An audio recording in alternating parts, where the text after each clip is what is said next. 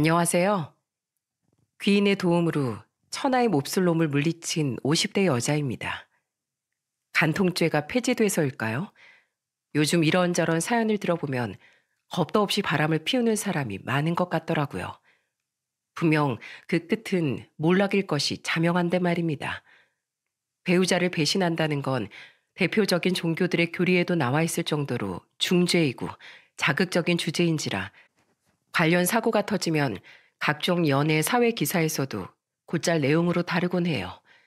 사람들은 입을 모아 당사자를 욕하고 손가락질하며 사회적으로 매장까지 시켜버리죠. 그런데도 불구하고 일부 사람들은 왜 그런 짓을 하는 걸까요? 뒤늦게 만난 진정한 사랑? 아니요. 저는 의리가 없고 이기적이어서라고 생각합니다. 사랑의 감정을 느꼈다면 가족을 등지고 손가락질 당할 용기가 없어서 음흉하게 뒤로 그런 짓거리를 하는 거고, 단순한 유흥이라면 순간적인 자신의 쾌락만을 위해 모두를 상처 입히는 짓이니까요.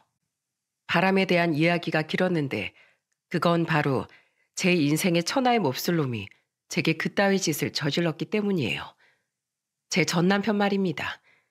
제 사연은 함께한 세월만큼의 제 인생의 한 페이지를 폐지 조각으로 만들어버린 그놈에 대한 이야기입니다. 부디 제 사연을 듣고 공감 능력이 뛰어나고 너그러운 분들께서 저 대신 시원하게 그놈 욕을 해주셨으면 하는 마음에 이 사연을 보내게 되었네요. 저는 지방의 한 도시에서 평범하게 나고 자란 사람입니다. 부모님의 도움으로 적당한 대학을 졸업한 후 회사에 취업해 서울살이를 시작했죠. 친구들과 스키장에 갔다가 넘어진 저를 도와준 걸 시작으로 인연을 맺어 저는 2살 많은 회사원 남편과 결혼하게 되었어요. 자수성가하신 시아버지 덕에 시댁은 많이 여유로운 편이었는데 시부모님은 집안 차이가 나던 절 전혀 차별하지 않고 많이 예뻐해 주셨습니다. 먼저 결혼한 시숙님과 남편의 누나였던 형님도 마찬가지였죠. 시부모님은 감사하게도 서울에 아파트 한 채를 해주셨고 저희 부모님은 혼수를 비롯해 예당과 예물을 정성 들여 마련해 주셨습니다. 그런 부모님 덕에 우린 비교적 여유롭게 시작을 하게 되었어요. 결혼한 다음에 첫 아들을 낳고 2년 뒤 큰딸, 이듬해 막내딸까지 낳느라 저는 잠시 주부로서 생활을 했습니다. 막내까지 초등학교에 보내고 나자 저는 다시 일을 시작했어요. 비록 경력 단절 시간이 길어 작은 중소기업에밖에 취업할 수 없었지만 그마저도 제겐 소중한 직장이었죠. 당시 시부모님의 도움으로 사업을 시작했던 남편은 제게 이렇게 말했지만 말입니다. 그거 푼돈 얼마나 한다고 일을 다녀? 남편이 사장인데 괜히 창피하게. 대학까지 보내주신 부모님을 위해서라도 내가 배운 거 썩히고 싶지 않아. 그리고 한 번 더 나에 대해 그런 식으로 말하면 당신 나한테 밥도 못 얻어먹을 줄 알아. 회사 일과 집안일, 육아까지 병행하는 건 솔직히 고되긴 했습니다. 남편은 사업 때문에 바쁘다는 핑계로 집안일엔 거의 손도 대지 않았거든요. 그런 저를 많이 도와준 사람이 바로 천사 같은 제 아이들이에요. 특히 우리 아들은 동생들을 진두지휘하며 저를 도와 집안일을 착착착 해냈죠. 엄마 오셨어요? 오늘도 고생 많으셨어요. 제이야, 빨래 다 돌아갔으니까 건조대 널면 돼. 주란아, 청소기 다 돌렸어? 엄마 밥 차리시는 동안 화장실 청소랑 걸레질은 오빠가 할게. 엄마, 집안일을 우리가 나눠서 거의 다 했어요. 오늘 청소하는 날이었잖아요.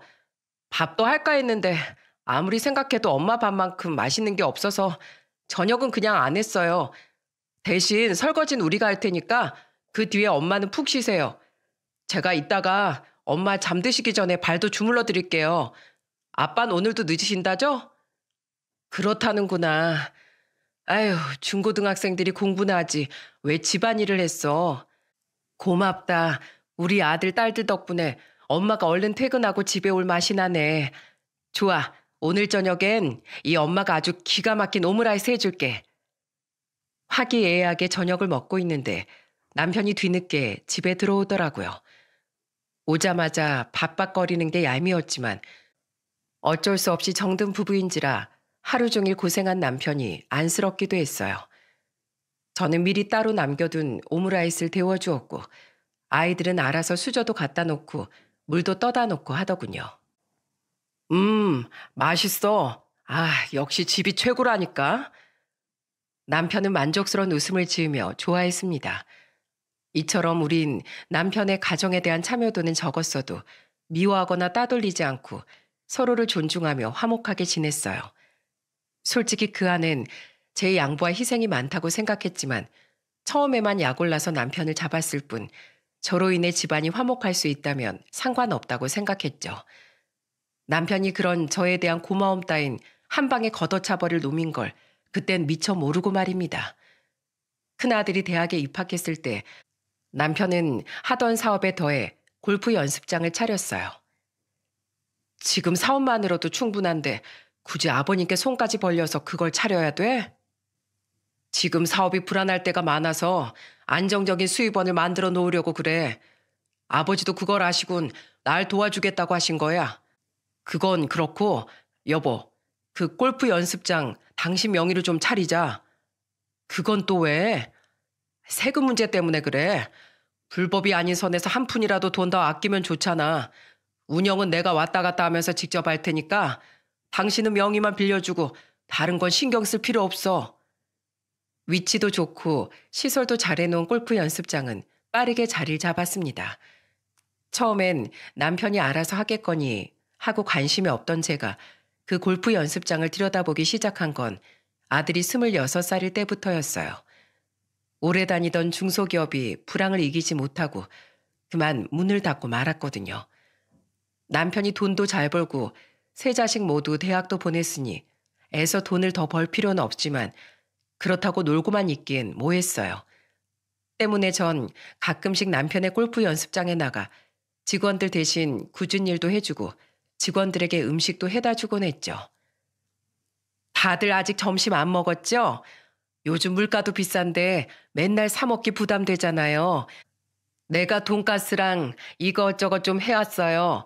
여기서 안 먹어도 되니까 나중에 집에 갈 때 꼭 싸가요. 사장에 이어 사모까지 들락거리면 직원들이 불편해할 것 같아 자주 가진 않았지만 가끔씩 만난 직원들과 전 사이가 좋았습니다. 그렇게 1년쯤 지났을 땐 당시 들어온 지 얼마 안 됐다던 한 여직원과 이런 일도 있었어요. 어느 날 청소를 해주러 골프 연습장에 들른 전 남편과 그 여직원의 대화를 듣게 되었죠. 그런데 들어보니 그 여직원의 상황이 좀 어려워 보이더라고요. 뭐? 가부를 해달라고? 그것도 2달치나? 네, 죄송해요, 사장님. 사실 제가 집에 사정이 좀 있는데요. 아휴, 말하지 마. 가영 씨. 가영 씨도 나도 돈 벌려고 같은 곳에서 일하고 있는 사람이잖아. 다 돈 때문에 이러고 있는 건데 괜히나 손해볼 일 만들면 곤란하지. 절대 곤란하게 안 만들게요, 사장님. 한 번만 도와주시면 저 남들보다 배로 열심히 일할게요. 절대 안 돼. 가불해줬다가 그대로 잠수 안 탄다고 내가 어떻게 확신해? 가영 씨, 지금 21살이라고 했나? 여기가 첫 직장이라고 했지? 사회생활이 처음이라 아직 잘 모르는 모양인데 집안일 직장에까지 끌고 오는 거 아니야. 대출을 받든 사채를 쓰든 자기 사정은 자기가 알아서 해. 난 절대 갑을 못 해주니까. 퇴근 시간 한참 지났지? 이 얘긴 그만하고 얼른 가봐. 여직원은 죄송하다고 말하며 훌쩍이더라고요. 저는 골프 연습장에 들어가지 않고 잠시 밖에서 기다렸습니다. 한 5분쯤 지나니 여직원이 가방을 들고 밖으로 나오더군요. 저는 그 여직원을 조용히 불러 한 식당에 데려갔어요. 여기 한정식 집이라 좀 비싸지 않아요? 저 정말 괜찮은데요. 가영 씨, 항상 내가 음식 해다 주면 식비 아낀다고 거기서 안 먹고 집에 가져갔잖아요. 그거 생각나서 한 번쯤 안 그래도 좋은 거 한번 사주고 싶었어요. 그때 고향이 먼 지방이라고 했죠? 서울살이 혼자 하기 힘들죠. 나도 집이 서울이 아니라 어렸을 때 서울로 상경하면서 자취해봐서 알아요. 인생 선배로서 챙겨주고 싶어서 그런 거니까 부담 갖지 말고 많이 먹어요. 그건 그렇고 혹시 집안 사정이라는 거 무슨 일인지 나한테 말해줄 수 있어요? 일부러는 아닌데 아까 골프 연습장 갔다가 우리 남편이랑 하는 얘기를 들어버렸어요. 미안해요. 먹을 것도 아껴 먹고 같은 옷, 같은 신발만 돌려 입던 여직원이 평소에도 조금 신경 쓰였습니다. 게다가 좀 전에 그런 대화까지 들었으니 왠지 가만히 있을 수가 없어 여직원을 일부러 불러냈던 거죠. 그렇게 들은 여직원의 사정이라는 게 생각보다 더 딱하더군요. 사실 저 고등학생 때 아버지가 돌아가시면서 가세가 급격하게 기울었어요. 엄마는 아빠가 돌아가신 뒤로 몸이 계속 안 좋아지셨는데 좋은 대학 나와서 돈 많이 버는 회사에 취업하려고 엄마 혼자 두고 작년에 서울로 대학을 온 거예요. 근데 올해 초에 엄마가 결국 쓰러지시고 나니까 더는 저만 생각할 수가 없겠더라고요. 다달이 엄마 병원비에 집 월세, 그동안 생겼던 빚까지 갚으려니까 집이 너무 힘들어졌거든요. 그래서 대학 중퇴하고 첫 취업한 게 여기예요. 아이고, 젊은 아가씨가 고생을 많이 했네요. 그래서 어머닌 지금 좀 괜찮으시고? 아니요. 상태가 나빠져서 또 수술을 받으셔야 돼요. 모은 돈에서 수술비가 300 정도 부족해서 사장님께 갑으로 부탁드렸던 거예요. 엄마가 예전에 돈 없다고 보험도 저 모르게 해지하셔서 수술비랑 병원비 둘 다 한두 푼이 아니었거든요. 수술 못 받으시면 갈수록 상태가 나빠지실 텐데 엄마가 너무 걱정돼요. 그랬구나. 아휴, 사정이 참 딱하게 됐네요. 알았어요. 그 돈 내가 해줄 테니까 내 휴대폰 번호로 계좌번호 남겨줘요. 내가 내 휴대폰 번호 알려줄게요. 네? 사모님께서요? 그래요.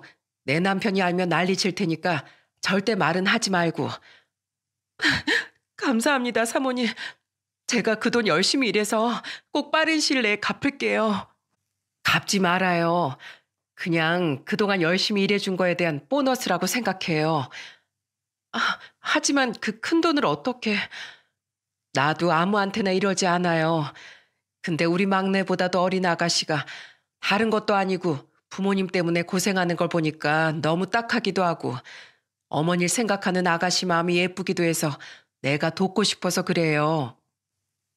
나도 날 그렇게 예뻐해 주시던 아버지를 몇 년 전에 병으로 잃고 진즉에 더 잘해드릴 걸 하고 얼마나 후회했는지 모르거든요. 그러니까 그 보너스 받고 나중에 후회하지 않게 가영신 앞으로도 어머니 생각하는 그 예쁜 마음 쭉 변치 말아요. 일도 지금처럼 열심히 해주면 참 고맙겠고요. 알았죠? 감사합니다, 사모님. 정말 감사합니다. 300이라는 돈은 제게도 물론 큰 금액이었지만 여직원에겐 당장 없으면 하늘이 무너지는 돈이었기에 저는 흔쾌히 돈을 보내주었어요. 그땐 그 일로 인해 여직원이 제게 귀인이 되어줄 거라곤 상상도 못했었죠. 시간이 흘러 그 뒤 해가 지나고 새로운 한 해가 시작되었습니다. 그 사이 여직원의 어머니는 다행히 성공적으로 수술을 마치고 몸도 많이 회복되어 퇴원을 하셨다고 했죠. 정말 고마웠다며 제게 백화점에서 산 손수건을 내밀던 여직원이 얼마나 기특했는지 모릅니다. 그런데 따뜻한 봄이 되기도 전에 우리 가족에겐 청천벽력 같은 일이 불어닥치고 말았어요. 당시 회사를 다니던 아들이 자차를 끌고 지방 출장을 가다 사고가 나서 응급실에 실려가고 만 겁니다.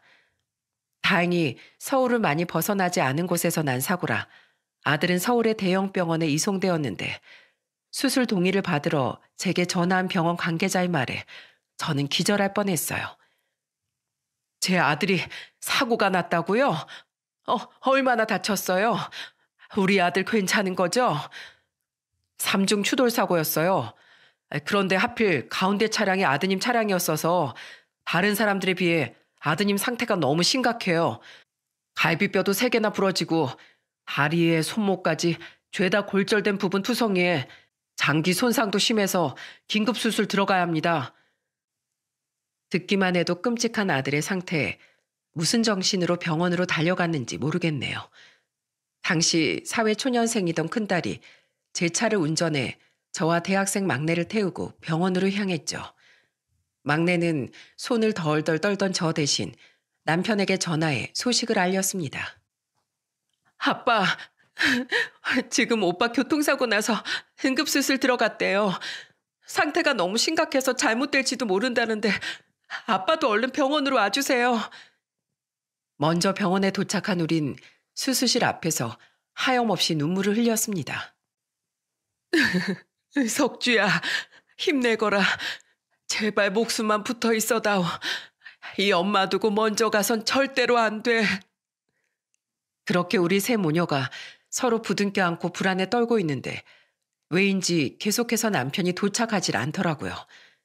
수술이 시작된 지 5시간쯤 지났을 때 저는 남편에게 전화를 걸어봤죠. 그리고 그때 제기한 남편의 말은 상상을 초월할 정도로 기가 막혔죠. 전화를 받은 남편은 술에 잔뜩 취해 있더라고요. 당신 지금 술 마셔? 제정신이야? 지금 아들이 중내산해하고 있는데 당장 병원으로 달려오지 않고 지금 뭐 하는 거야? 괜찮아. 사고 난다고 다 죽는 거 아니야. 죽을 정도로 상태가 안 좋았으면 병원에서 애초에 수술도 시작 안 했겠지. 뭐? 야, 이 정신 나간 인간아. 평소엔 사업 때문에 바쁘다 뭐다 하면서 집구석에 잘 안 들어왔어도 적어도 아들이 이 지경이면 아빠로서 달려는 와야 될 거 아니야. 네가 인간이니? 사람이야? 당장 술 깨고 튀어오지 못해? 이러다 애가 잘못되기라도 하면 당신 평생 후회돼서 어떻게 살려고 그래? 아, 거참 사람 쉽게 안 죽어. 그 오바 좀 하지 마. 나 지금 골프 연습장에서 한 게임하고 사업차 접대하고 있는 거거든. 일하느라 바쁘니까 끊어. 야, 이 김광희, 이 미친 자식아. 몇 번 더 제가 전화를 걸었지만 그 뒤 남편은 전화를 받지 않더라고요. 옆에서 통화 내용을 들은 두 딸은 크게 분노했죠. 아빠 진짜 미친 거 아니에요? 어떻게 사람이 이래요? 키우던 짐승이 다쳐도 가슴이 찢어지는 게 사람인데 아빠라는 사람이 어떻게 이럴 수가 있냐고요. 억장이 무너졌습니다. 이런 놈을 그래도 남편이라고 이해하고 산 30년에 가까운 시간이 허무하고 원망스러웠어요. 그렇게 우린 남편 없이 아들을 기다렸고 다행히 아들의 대수술은 7시간 만에 성공적으로 끝났습니다. 선생님, 정말 감사합니다. 우리 아들 얼굴 좀 제대로 보고 싶은데 언제쯤 면회할 수 있나요? 지금 중환자실 면회는 전면 금지되어 있어요. 아드님 의식 회복되면 저희가 따로 알려드리겠습니다. 지금은 어떤지 모르지만 한참 난리였던 마스크 시국 때문에 당시엔 중환자실 면회가 안 됐었어요. 하지만 그렇다고 아들이 깨어나지도 못했는데 제가 어떻게 집에 가서 두 발 뻗고 자겠습니까? 저는 초조한 마음으로 중환자실 앞에서 기다렸어요. 다행히 아들은 수술 2시간 뒤 의식을 되찾았습니다. 밖으로 나와 알려주는 간호사의 말에 저는 바닥에 주저앉아 흐느끼고 말았죠. 감사합니다.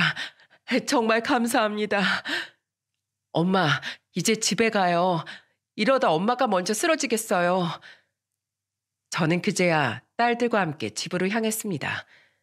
그런데 아들에 대한 걱정을 약간이라도 덜어내니 잠시 잊었던 남편 놈이 생각나 분노가 치밀더군요. 집에 거의 다 와갈 때 저는 큰딸에게 저 먼저 내려달라고 말했어요. 왜요? 설마 엄마 아빠 찾아가려고 하는 거 아니죠? 그런 인간 집에 오든 말든 그냥 내버려 둬버려요. 아니야.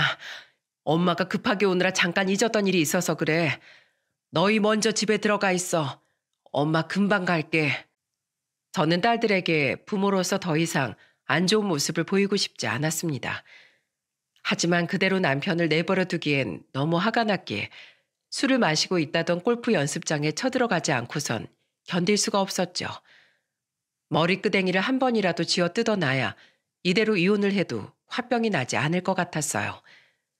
그렇게 혼자 골프 연습장으로 향한 전 그곳에서 차마 상상도 못한 엄청난 진실을 알게 되었습니다. 골프 연습장엔 남편은 온데간데 없고 제게 도움을 받았던 여직원 가영 씨만이 골프 연습장을 지키고 있더라고요. 저는 잔뜩 화가 난 채 물었어요. 가영 씨, 지금 이 인간 어디 있어요? 아까 분명 여기 있다고 했는데. 어, 아까 골프 치고 룸에서 술 드시다가 2차 가신다고 나가셨어요. 근데 사모님, 우셨어요? 무슨 일 있으세요? 술 처먹다 못해 2차를 가? 내 아주 이 인간을 그냥. 혹시 어디 갔는지 알아요? 죄송해요. 거기까진 저도 잘 모르겠어요. 저 사모님, 혹시 시간 좀 괜찮으세요? 안 그래도 제가 조만간 연락드리려고 했는데 오신 김에 말씀드릴 일이 있어서요. 뭔데요? 급한 거 아니면 다음에 이야기하면 안 될까요? 내가 지금은 좀 정신이 없어서요. 제정신이 아니었지만 뭔가 망설이는 여직원의 표정이 심상치 않은 것 같아 저는 우선 자리에 앉았습니다. 그리고 여직원의 입에서 나온 말은 제 얼굴의 핏기를 싹 가시게 만들었죠. 저 사모님, 사장님 믿지 마세요. 사장님 지금 엄청 나쁜 짓 하고 계세요. 네? 그게 갑자기 무슨 말이에요? 사실 2달 전부터 사장님이 여기 단골이던 어떤 여자분이랑 만나시더라고요. 평소 하는 얘기를 들어보니까 자긴 약국까진 약사라는데 20대 중반 정도로 보이는 자기 아들이랑 자주 왔었거든요. 우리 직원들도 처음엔 왜 사장님하고 그 여자가 같이 골프를 치나 했는데 지켜보니까 서로 그렇고 그런 사이인 것 같더라고요. 뭐라고요? 지금 내 남편이 바람을 피우고 있다는 소리예요? 아마 맞을 거예요. 사장님이 그 여자뿐 아니라 그 아들한테도 엄청 잘해주셨거든요.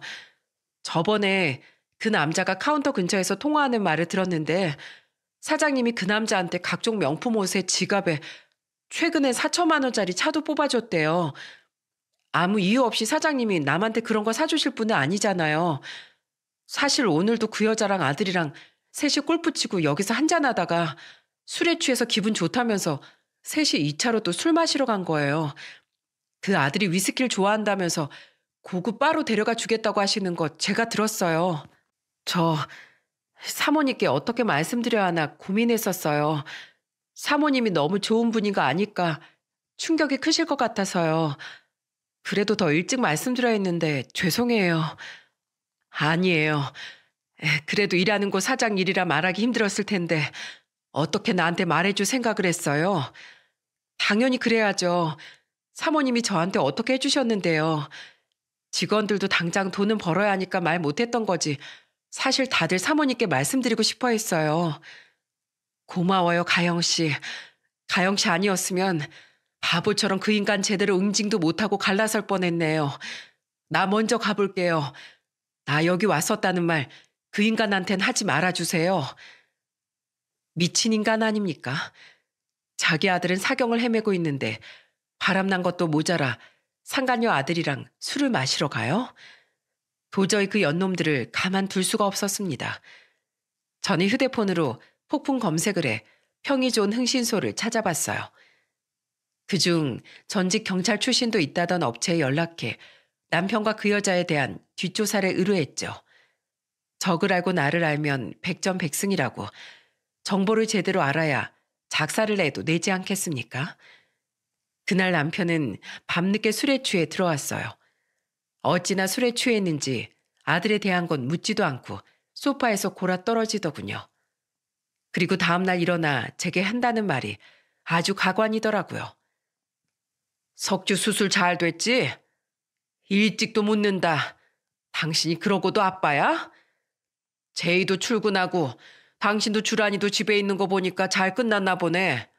거봐, 내가 사람 쉽게 안 죽는다고 했지? 입원한 병원 어디야? 나도 우리 아들 얼굴 보러 가야지.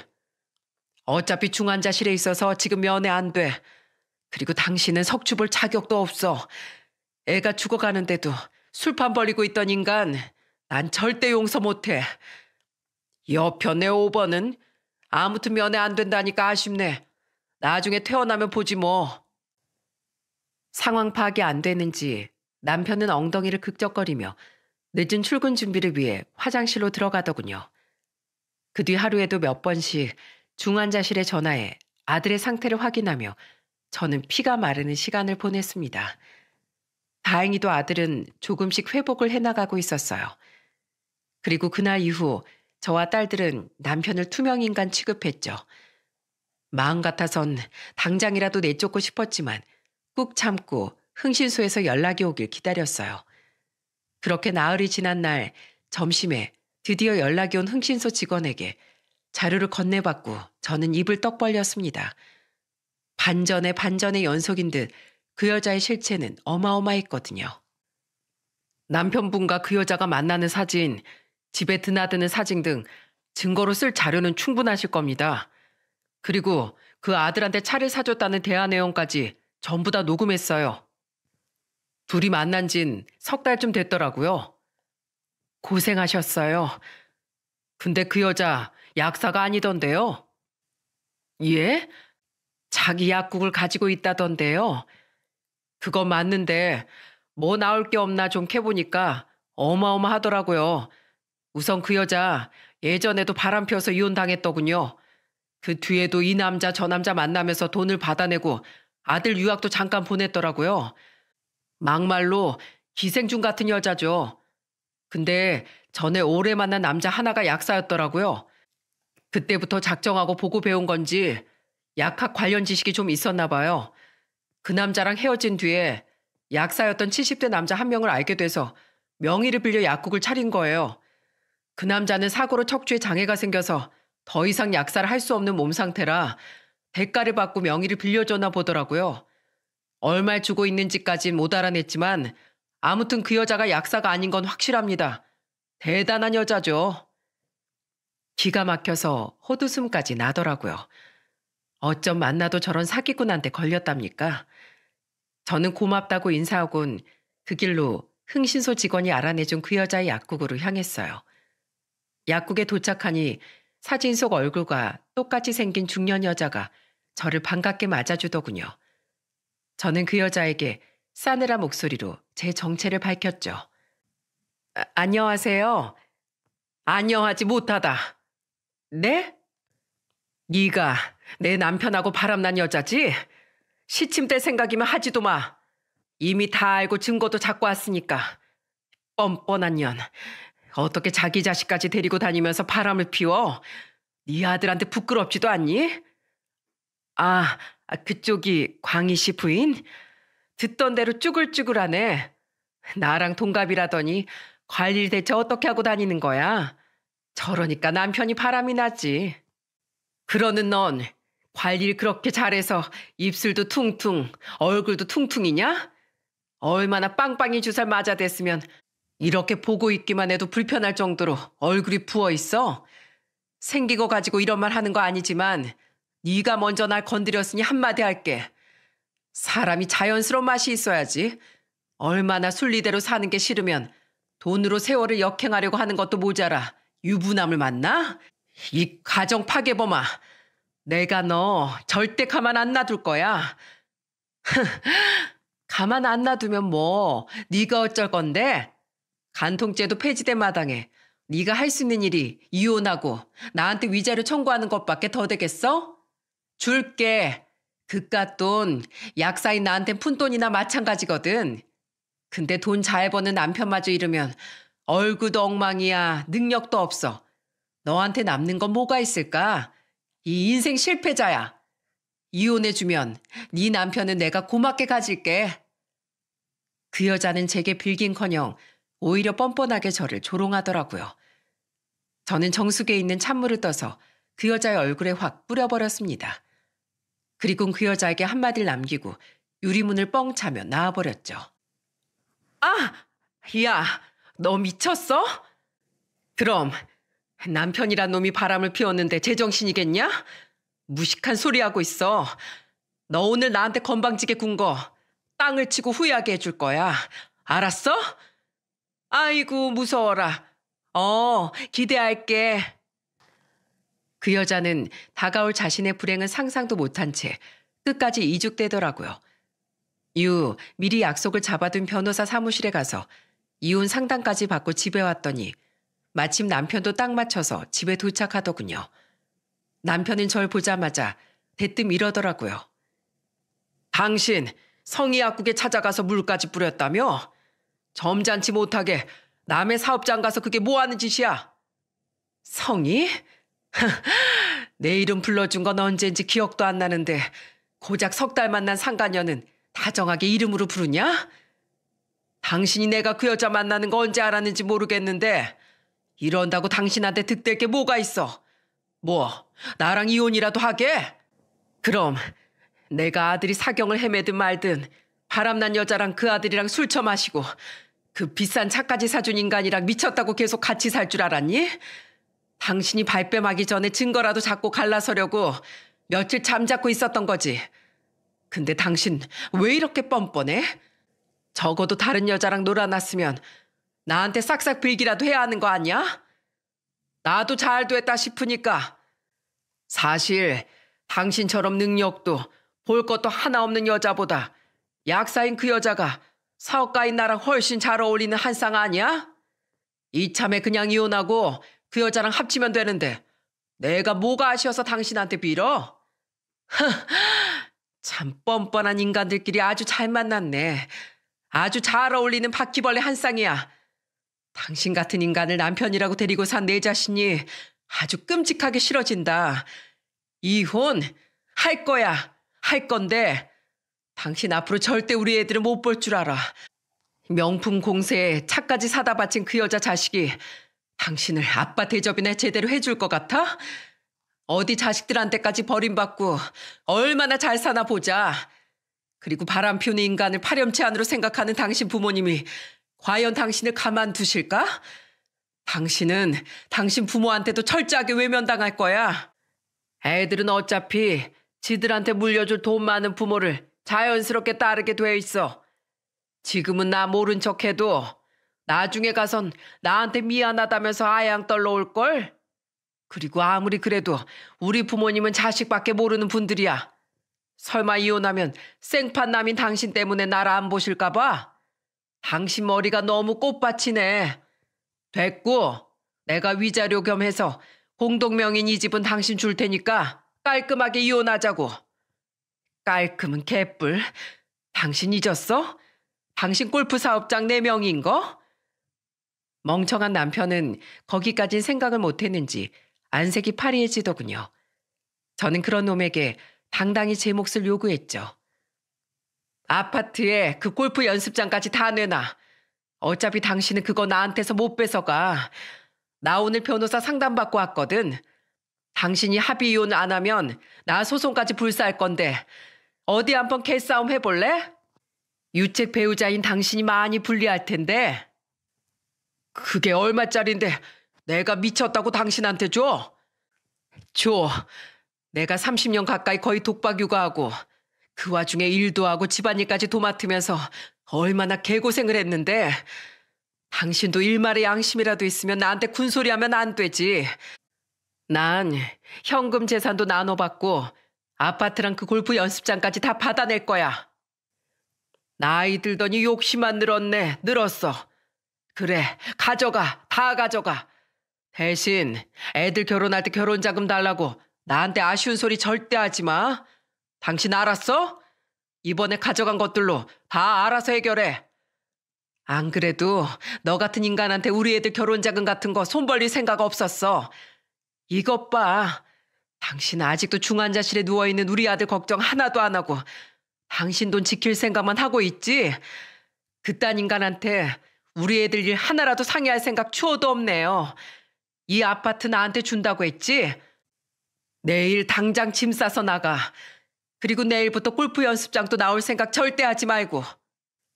간다 가. 나 오늘 잠 나가서 잘 거니까 내일 나 이삿짐 쌀 때 집에 있지나 마. 나중에 집에 들어온 딸들은 제게 모든 이야기를 듣고 경악을 했습니다. 특히 너무 큰 배신감에 큰딸은 눈물까지 글썽였죠. 오빠 수술 날에도 알았지만 그 인간은 아예 상종도 못할 인간이네요. 우린 더 이상 그 사람 아빠로 생각 안 할 거예요.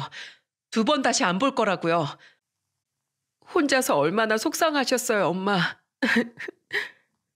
비록 남편은 절 배신했지만 든든한 자식들이 있었기에 저는 하나도 두렵지 않았습니다.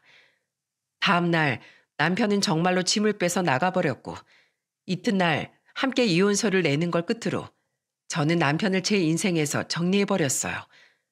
남편에게 들었는지 시어머니는 제게 전화해서 미안하다고 엉엉 우시더라고요. 에휴, 미안하다 어머마.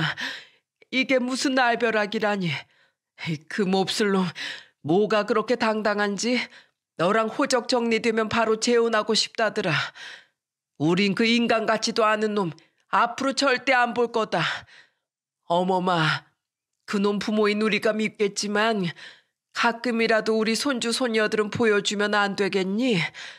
적어도 중환자실에 누워있는 우리 손주 나중에 문병이라도 가게 해다오. 아휴, 이미 성인이 된 애들인데 제가 보여드리고 말고 할 게 뭐가 있나요? 편하게 만나세요.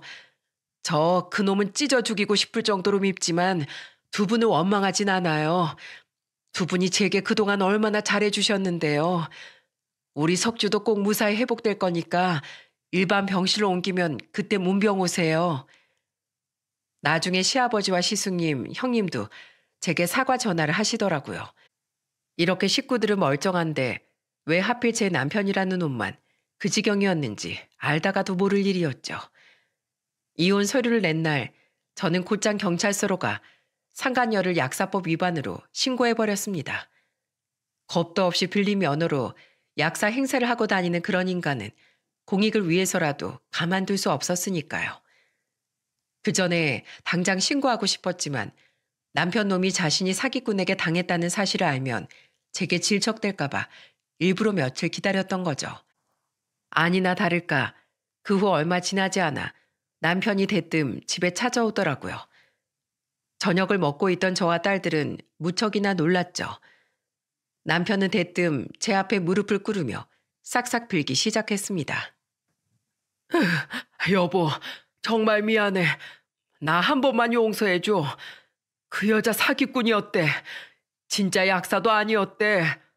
나 그 여자 집에서 지내고 있었는데 경찰들이 그 여자를 내 앞에서 잡아갔어. 나 진짜 기절하는 줄 알았어. 그 여자 완전 꽃뱀이었다고. 놀라서 그 아들한테 전화하니까 그 여자 잡혀갔단 말 듣더니 자기 모르는 일이라면서 두 번 다시 자기한테 연락하지 말래. 그리고 나의 내 전화 받지도 않아. 내가 그렇게 잘해줬는데. 거기다가 여보, 우리 부모님이 나한테 절연하재. 나 같은 건 더 이상 자식으로 생각하지 않겠대. 가지신 유산도 형하고 누나한테만 미리 증여해버릴 거니까 다신 자기들한테 손 벌릴 생각 꿈도 꾸지 말라셔. 어떻게 자식한테 이렇게 냉정할 수가 있어? 여보, 나 지금 가지고 있는 사업장 계속 불안해서 골프 연습장 수익이랑 부모님 도움으로 지탱하고 있던 거란 말이야. 그 여자가 돈 잘 버니까 당분간 버티면서 부모님 도움으로 골프 사업장 하나 더 내면 되겠지 싶었는데 그 여잔 사기꾼에 부모님까지 날 버리면 난 어떡하라고. 여보, 우리 이혼 숙려 기간 아직 한참 남았잖아. 우리 이혼 무르고 다시 새 출발하자. 어? 우리가 그동안 산 세월이 얼만데 이렇게 쉽게 갈라설 수 있겠어. 내가 잠깐 정신이 나갔었나 봐. 제발 나 좀 한 번만 봐줘. 나 완전 낙동강 오리알 됐어. 낙동강 오리알이든 붕어알이든 내가 알 바야? 그렇게 부모가 자기 안 버릴 거라고 철석같이 믿더니 꼴 좋다. 네 사업장이 그 지경인데도 약사 여자 하나 잡아보겠다고 몇 천씩 그 여자 아들한테 펑펑 써댔니? 난 당신하고 같이 살 생각 추호도 없어. 골프 사업장은 이미 내놨어. 아주 비싼 값에 팔아버릴 거야. 그러니까 며칠도 안 돼서 이렇게 싹싹 빌 거. 뭐 그렇게 턱을 치켜들고 잘난 척을 했대? 난 당신이 나한테 빌 거 알고 있었어. 그 여자 신고한 게 나거든. 그리고 당신 부모님이 얼마나 좋은 분들인지 아니까 당신 용서하지 않으실 것도 예상했어. 그러니까 난 전혀 당신이 불쌍하지 않아. 당신 주위엔 이제 아무도 없어. 당신은 철저한 외톨이야. 그게 평생 당신한테 헌신한 나를 배신하고 자식을 나몰라라 한 당신 행동에 대한 대가야. 이혼에 대해 이제 와서 딴소리 할 거면 난 이혼 소송 걸 건데 어차피 결과는 똑같을 거야. 그러니까 없는 마당에 변호사 비용까지 쓰고 싶지 않으면 순순히 이혼 마무리해. 제이야, 주란아, 너희가 엄마 좀 설득해봐. 나 너희들 아빠잖니, 어? 우리 원래 다섯이서 행복했잖아. 어떻게 자식이 돼서 부모를 저버리니? 아빠란 인간이 아픈 아들도 먼저 저버리고 술판이나 버렸는데 나랑 주란이라고 못할 게 뭐 있어요? 아빠, 아니 저기요 아저씨. 우리가 행복할 수 있었던 건 다 엄마의 희생 덕분이었어요. 그런 엄마에게 고마워하긴커녕 원수로 갚은 당신 같은 사람, 우린 더 이상 아빠라고 생각 안 해요. 언니 말 들었죠? 할 말 다 했으면 이제 그만 나가주실래요? 아니면 우리 셋이서 끌어내기라도 할까요? 부모로서 마지막 채통이라도 지키고 싶으면 알아서 두 발로 나가세요. 얘들아, 여보. 한심한 인간아. 그러게 평소에 좀 잘하지. 어떻게 자식들한테 저런 취급을 받니? 애들 말 못 들었어? 당장 나가. 너도 그 옆에 내처럼 찬물세례 받기 전에. 결국 남편은 애처럼 엉엉 울며 집에서 나가야 했습니다. 참으로 한심한 뒷모습이었죠. 그 뒤 남편은 집으로 찾아간 상간녀 아들에 의해 그 집에서 쫓겨났다며 며칠 밤만 재워달라고 제게 또 전화를 걸기도 했어요. 지금 공실로 나와 있던 원룸에 급하게 월세로 들어왔다며 말이죠. 어림없는 소리 하지 말라며 저는 그냥 전화를 끊어버렸네요. 이후 저는 남편과 무사히 이혼을 마무리할 수 있었습니다. 남편은 당시 임시로 살던 원룸을 나와 작은 아파트 전세를 구했다더라고요. 저는 끝까지 불쌍한 척하던 그놈에게 비웃음을 날려주었죠. 조사 결과 상간녀는 요양급여 비용 등 건강보험공단으로부터 13억에 달하는 금액을 편취했다더군요. 다달이 명의를 빌려주는 조건으로 200만 원씩 지불하면서 말입니다. 참으로 간이 배 밖으로 나온 여자였어요. 그 여자는 결국 징역 2년을 구형받았고 명의를 빌려줬던 사람은 집행유예 선고를 받았다더라고요. 그것과 별개로 저는 그 상간녀가 푼돈이라고 치부하던 위자료까지 말끔하게 받아먹었죠. 한편 저희 아들은 중환자실 신세를 진 지 3주 만에 일반 병실로 옮길 수 있었습니다. 소식을 듣고 우리 세 모녀 이외에 제일 먼저 달려온 사람은 바로 시부모님이었죠. 귀한 우리 손주, 깨어나줘서 정말 고맙다. 이제 이 해례비는 눈을 감아도 여한이 없구나. 친정엄마를 모시고 살던 남동생 부부도 한달음에 서울로 올라왔고 그날 엄마를 마주친 시부모님은 엄마에게도 진심으로 사죄를 하시더라고요. 엄마는 자식이 내 마음대로 되냐며 넓은 마음으로 두 분을 다독여 주셨죠. 물론 제 남편에겐 치가 떨리도록 분노하셨지만 두 분은 무슨 죄냐며 이해해 주신 겁니다. 아들이 회복되는 동안 골프 연습장은 비싼 값에 팔렸어요. 저는 직원들을 그대로 고용해 주는 조건으로 새 주인에게 가게를 넘겼죠. 직원들과 특히 저를 도와줬던 여직원과 작별을 하며 서로 참 많이 아쉬워했네요. 또한 저는 여직원에게 따로 500만 원을 건넸습니다. 이게 뭐예요, 사모님? 감사 표시예요. 어머니 많이 건강해지시고 빚도 잘 갚아나가고 있다면서요. 그럼 이제 가영 씨도 다시 스스로를 좀 돌아보면서 살아요. 집에 돈 보내는 것도 좋지만 지금 시기가 가영 씨 인생에선 아주 중요한 시기예요. 저번에 네일아트 자격증 따고 싶다고 했죠? 학원 다니는데 보탰어요. 아니에요. 저 사모님께 은혜를 갚고 싶었을 뿐이에요. 감사 표시라는 말이 싫으면 엄마 같은 제 마음이라고 생각해둬요. 가영 씨, 꼭 열심히 살아야 돼요. 인생이 긴 터널 같다고 느낄 테지만 터널은 반드시 끝이 있기 마련이에요. 알았죠? 그동안 고마웠어요. 제 말에 여직원은 눈물을 흘리며 제 손을 꼭 잡더라고요. 몇 번이나 감사 인사를 들은 뒤에야 저는 여직원을 뒤로하고 그 자리를 떠날 수 있었죠. 그렇게 3년이 지난 지금 저는 새 아이와 아주 행복하게 지내고 있답니다. 엄마, 저 오늘은 횡단보도 건널 때 뛰기까지 했어요. 진짜 장족의 발전이죠? 오빠, 그러다가 큰일 나면 또 재활하고 싶어서 그래? 언니 말이 맞아. 좀 건강해졌다고 함부로 다니면 오빠 진짜 큰일 나. 저번에 할아버지한테도 엄청 혼났었지? 다행히 저희 아들은 긴 재활을 끝내고 많이 건강해졌어요. 지금은 재취업은 하지 않고 전공을 살려 재택근무로 프리랜서의 삶을 살고 있습니다. 언제 죽을 고비를 넘겼냐는 듯 해맑게 웃는 모습을 보면 하늘의 감사함을 느끼곤 하죠. 저희 세 아이는 모두 전 남편과는 인연을 끊었습니다. 다만 가끔씩 자기들끼리 시부모님을 만나고 오곤 하는데 아이들을 통해 듣기로 시부모님은 아직도 전 남편의 연락을 안 받는다고 하시더라고요. 모렴치한 인간에겐 상종을 안 하는 게 최고의 벌이라면서 말입니다. 남편이 지금 어떻게 지내는진 잘 모릅니다. 다만 1년 전 남편에게 이런 문자가 왔더라고요. 여보, 나 이번 건강검진 때 위암 초기 진단 받았어.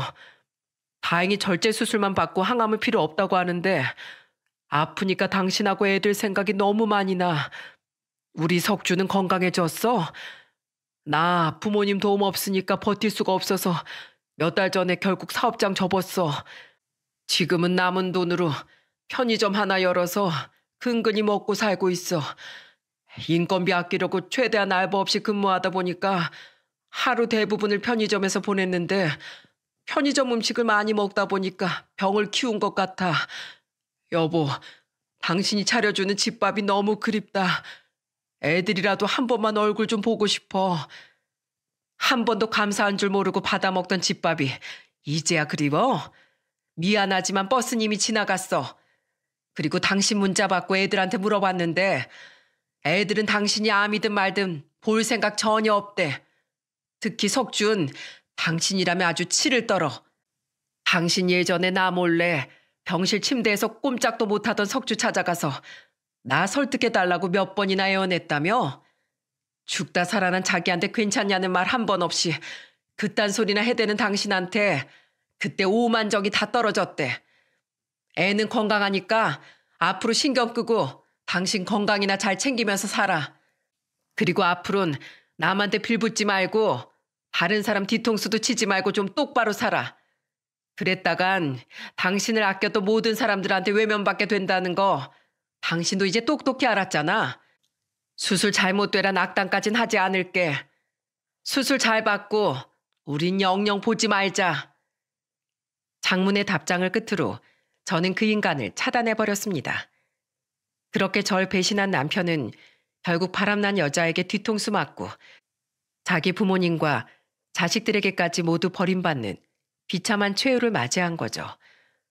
아마 수술이 잘 됐으면 여전히 편의점 장사를 하며 외롭게 살고 있을 것 같은데 부디 애들에게 더 이상 부끄럽지 않게 앞으론 제대로 좀 살았으면 좋겠네요.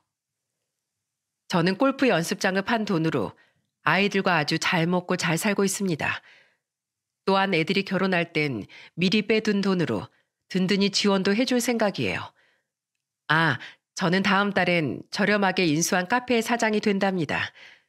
아직 젊은 나이에 놀고 먹을 순 없잖아요.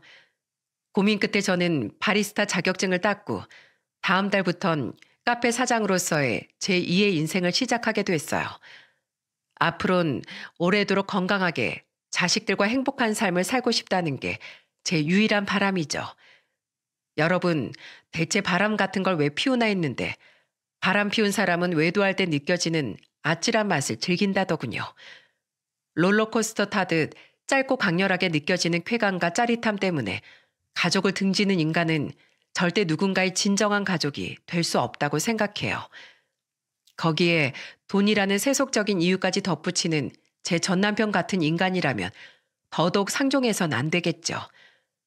혹시 바람을 피운 배우자를 두고 이혼을 고민하는 분들께 이 말씀을 드리고 싶네요. 뒤늦게 후회한다고 한들 한 번 배신한 인간은 언젠가 또 배신하게 마련이니 절대 용서해주지 마시라고요. 괜한 정에 이끌려 뒤돌아보지 말고 저처럼 받을 거 다 받고 새 인생을 멋지게 사셨으면 좋겠습니다. 배우자로서, 부모로서의 삶도 중요하지만 우린 스스로의 인생을 아끼고 사랑해줄 의무가 있는 소중한 사람이니까요. 저와 비슷한 아픔을 겪은 분들께 진심 어린 응원을 바치며 이만 사연을 마치겠습니다. 모두들 행복하세요.